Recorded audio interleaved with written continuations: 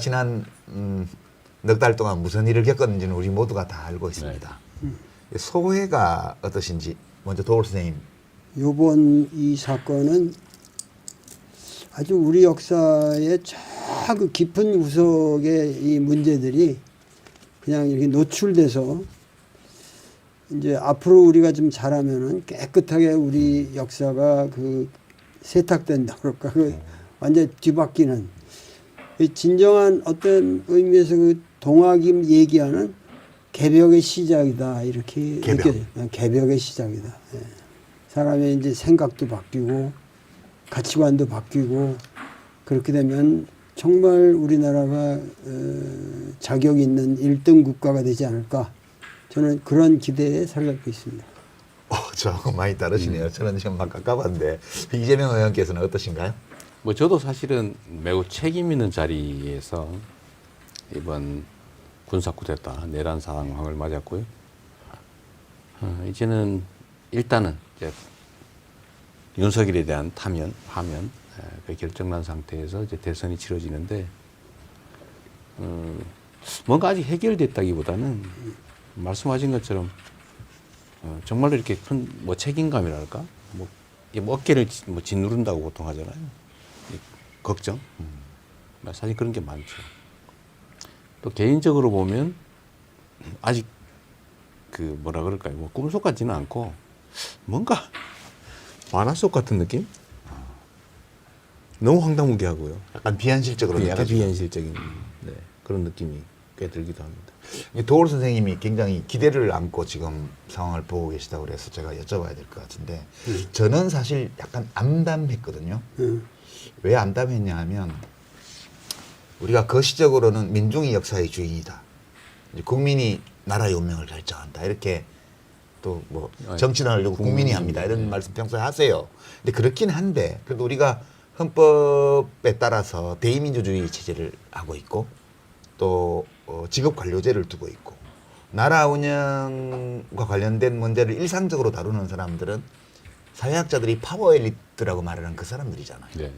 근데 지금 보면 대통령은 군대를 동원해서 국회를 해산하려고 그랬고 네.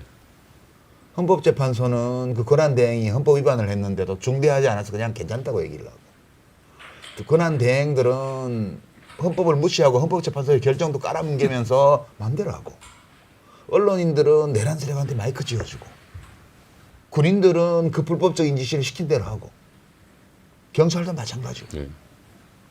나라의 중요한 중대사를 결정하는 일을 해온 정치, 경제, 군사 분야의 그 소위 말하는 파워 엘리트, 권력 엘리트들이 이렇게까지 헌법에 무지하고 헌법을 무시하고 오로지 자기 이익만 챙기고 이런 모습을 본 것 같아서 저만 그런 게 아니고 정말 무슨 희망이 있냐 이 나라에 라고 말하는 분들도 계시거든요. 근데 저는 그것 때문에 좀 암담한데 선생님은 희망적으로 말씀하셔서 우리나라에 지금 파워 엘리트라는 말을 쓰셨는데 그 엘리트가 아니죠 그 사람들이. 엘리트답지 못한 거죠. 그거는 엘리트가 아니고 옛날에 엘리트라고 하는 거는 예를 들면 안동 지역의 퇴계라든가 그 지방 사람들의 모든 가치관을 관리하면서 그 문화를 이끌고 가는 어떤 그 공동체의 중심 역할을 하는 사람들 저쪽 우도에는 뭐 저 조남명이 있고 뭐 누구 이런 식으로 해서 그게 형성됐던 건데 지금 파워 엘리트라고 그러는 사람들은 현실적인 권력을 가지고 있는 것처럼 보이지만 실상은 사실 그 시험 좀 잘 본 사람들이거든요. 그리고 그 권력을 가질 하등의 역사적 그 체험이나 그 자기들의 어떤 삶의 역정에서 그 자격이 없어요. 그러니까는 그들이 아무리 준동한다 해서 그 민중의 힘을 이겨낼 수는 없다. 우리 이제 동방사상에 철저하게 난 고전 학자니까는 고전에 사로잡혀 있는 사람들은 내가 존재한다는 것 자체가 낙관을 가지지 않으면 존재 못하는 거거든요. 그래서 아주 낙관을 했습니다. 시종일관. 선생님은 약간 이 세상을 플라톤이 생각하는 그런 세상.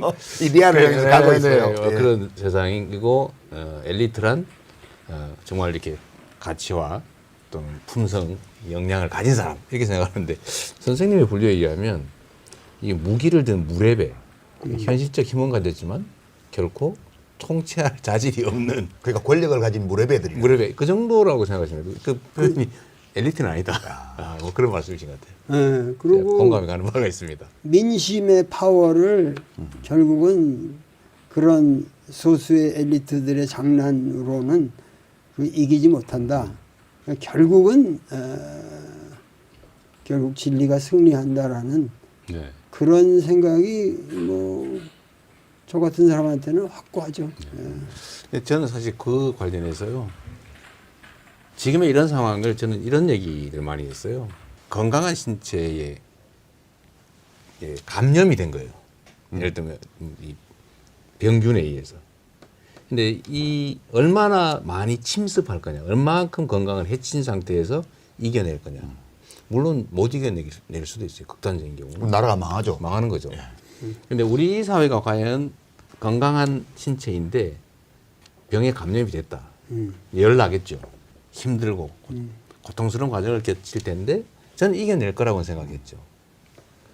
얼마나 빨리, 얼마나 건강을 해치지 않고 정상을 회복할 수 있을까의 문제라고 생각했거든요.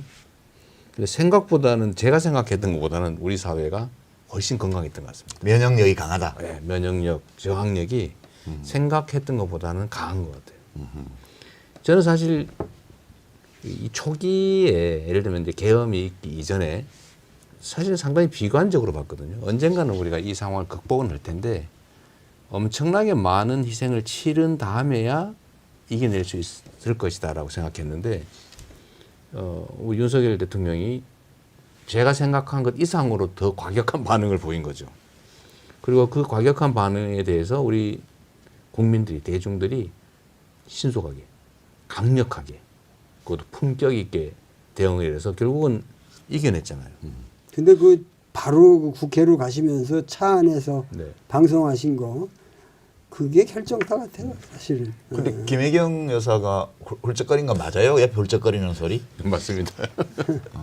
저는 죽을지도 모르는 네. 상황이니까. 저는 몰랐는데 나중에 보니까 영상 보고 그러니까, 하셨구나. 예.